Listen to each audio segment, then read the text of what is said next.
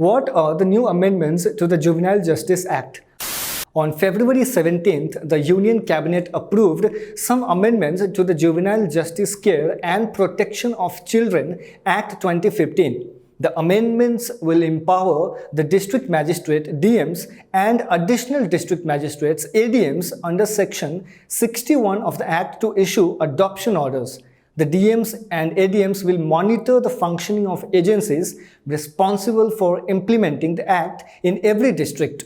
Once these amendments are cleared in the Parliament of this country, the role and responsibilities of district magistrates will increase because these changes will give them the power to inspect childcare institutions. Union Minister for Women and Child Development Smriti Irani said, the decisions have been taken keeping in mind the need to increase protection of children.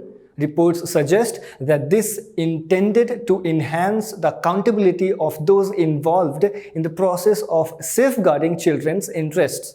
But before I explain to you the new changes in the law with more details, let me just give you a brief idea about the Juvenile Justice Care and Protection of Children Act 2015. What is the Juvenile Justice Care and Protection of Children Act 2015?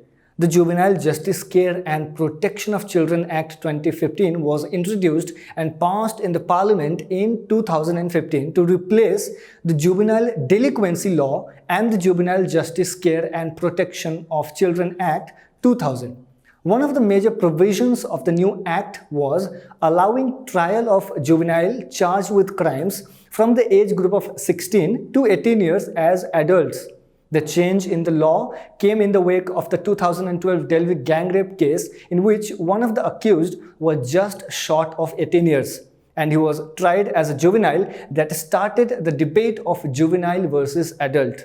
The second big change was bringing a more universally accepted adoption law instead of Hindu Adoptions and Maintenance Act 1956 and Guardians of the Ward Act 1890. This change in the Act was to streamline adoption procedures for orphans, abandoned and surrendered children.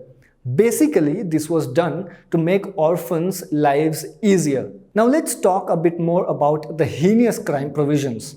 The law says that most heinous crimes have a minimum sentence of 7 years.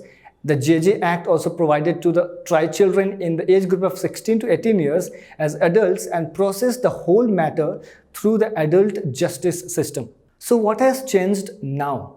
What are the recent changes made by the Cabinet? Now, for the first time, this amendment passed by the Union Cabinet has included the category of serious crimes, differentiating it from heinous crimes. The Cabinet had retained both the serious crimes and heinous crimes. Both the serious crimes and heinous crimes have been clarified now, removing any kind of ambiguity as per the reports.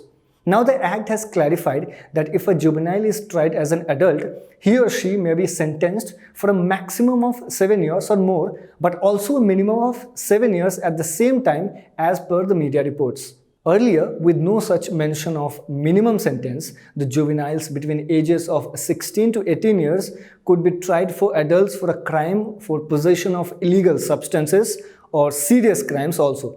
But now, as I told you, it has changed and such crimes will fall under the category and ambit of serious crimes instead of heinous crimes from now onwards. As per reports, these changes have been brought in to ensure children are protected and kept out of the adult justice system as much as possible. What powers have been given to the district magistrates?